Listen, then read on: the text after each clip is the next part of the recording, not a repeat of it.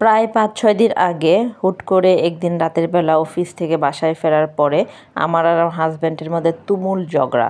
মানে ঝগড়া কি ঝগড়া, সেই ঝগড়ার কোনো মা বাপ নাই, মানে এমন ধরনেরই ঝগড়া। শেষ পর্যন্ত ঝগড়াঝাটি করে টোরে দুইজন দুই রুমে ঘাল মুখ ভার করে বসে আছি। আমার হাজব্যান্ড পাশের রুমে বসে কন্টিনিউয়াসলি ফোন আর টেক্সট দিচ্ছে যে চলো নিচে নামি, নিচে গিয়ে কোথাও গিয়ে একটু ঘুরে টুরে আসি। তো এক পর্যায়ে ঠিক আছে, আমিও এগ্রি হলাম যে চলো যাই। যেহেতু ঝগড়াঝাটি করে একদম মেসা কারবার অবস্থা, তাই আমি অফিস থেকে বাসায় আসার পরে ড্রেসও চেঞ্জ করে নেই, যেভাবে ছিলাম যেরকমই ছিলাম অবস্থায় নিচে নেমে গেলাম। আমার হাজব্যান্ড অবশ্য বুদ্ধি করে আমার ভাইকে আর আমার ভাগিনাকেও সাথে করে নিল, যাতে অ্যাটলিস্ট রাস্তার মধ্যে আমি কোনো ধরনের কোনো ঝগড়াঝাটি না করতে পারি ওদের সামনে।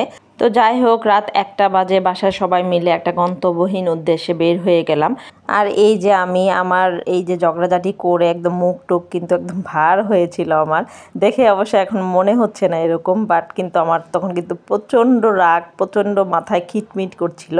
তো এনিওয়ে, যেহেতু এত ঝগড়াঝাটি করছি, তো ঝগড়াঝাটি করে আর অবস্থায় তো আর খাওয়া দাওয়া করা যায় না। তো দেখা যায় যে আমি আর আমার হাজব্যান্ড কেউই রাতের বেলা খাওয়া দাওয়া করি নাই।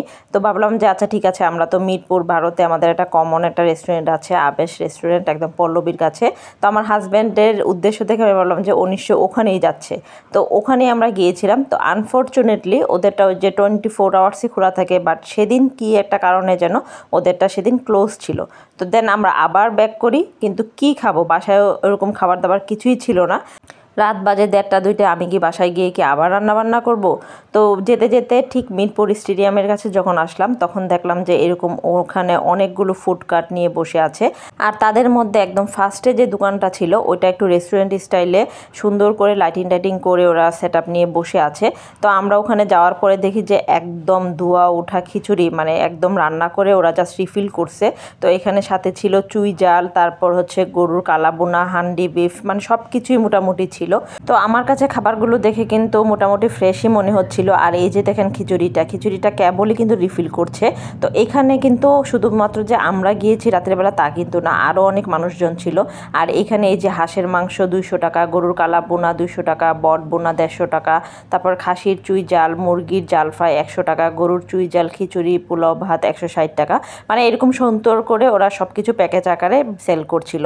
তো আমরা গিয়ে ওদের ভিতরে গিয়ে বসলাম। ভিতরে বসার পরে আমরা অর্ডার করেছিলাম খিচুড়ি আর গরুর চুই জাল। তো আমরা মোট 4টা প্লেট অর্ডার করেছিলাম। 4টা প্লেটে সেম কোয়ান্টিটিতে খাবার ছিল, আর খাবারের পোর্শনও খুব একটা কম না, আবার খুব একটা বেশিও না। এর আগে চুই জাল আমি খেয়েছি ঢাকাতে, সিরাজের চুই জাল। আমার কাছে খাবারটা আহামরি খারাপ লাগে নাই, আবার আহামরি অনেক ভালো লাগে নাই। আমাকে যদি রেটিং করতে বলা হয় তাহলে আমি 7/10 দিব। তো রাতের বেলা খিদা পেটে তো আর মানে ভালোই লাগছিল, অতটাও খারাপ লাগছিল না। আর দেখা গেছে যে অ্যাটলিস্ট কিছু একটা তো পেলাম রাতের বেলা।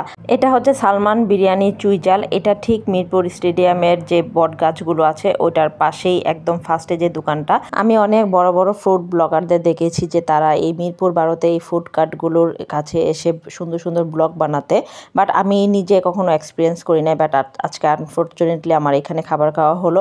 ঝগড়া করে অবশ্য লাভই হয়েছে, লস হয় নাই। তো এরকম ঝগড়া মাঝে মাঝে করলে কিন্তু মন্দ হয় না, তাই না বলেন? খাবার দাবার শেষে এই যে এখন বাড়ি ফেরার পালা। আজকে তাহলে এই পর্যন্তই।